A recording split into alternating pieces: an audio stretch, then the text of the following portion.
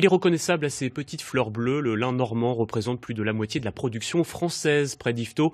Une rencontre entre les acteurs de la filière avait lieu aujourd'hui dans le but de promouvoir le lin bio et le chanvre, mais aussi pour relancer la transformation et la production dans la région. Éric Proine-Sapina et Olivier Flavia. C'est la star du jour, du lin de printemps qui fleurira bientôt. La plante est cultivée biologiquement sur la ferme du lycée agricole d'Yvetot. Le lin bio impose une rotation de cultures longue entre pâture, luzerne et céréales. Un parcours découvert il y a 11 ans par Olivier Rousseau quand il a converti son exploitation en bio.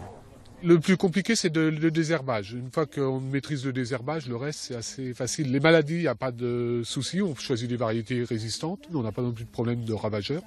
Les pucerons et tout ça, au contraire, moins qu'avant. Avant, on avait des pucerons dans les blés, on était obligé de traiter. Et depuis qu'on est en bio, on en voit moins des pucerons. Parce qu'il reste des auxiliaires, des coccinelles et ils font leur boulot. Les créateurs de la mode et du luxe s'arrachent aujourd'hui les 300 hectares de lin bio produits en France. Depuis 30 ans, peignage, filature, tricotage et teinte du lin ont été en grande partie délocalisés en Asie. Les entrepreneurs poussent à relocaliser pour disposer d'un lin bio intégralement transformé en France.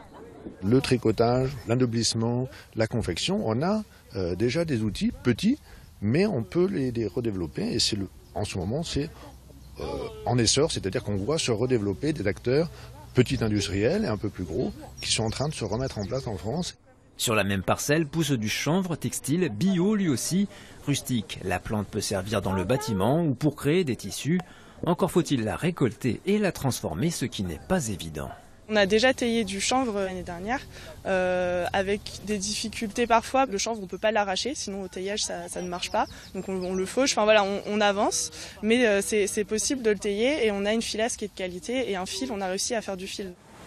Le lin biologique ne représente que 0,3% de la production française, mais croît de presque 10% chaque année.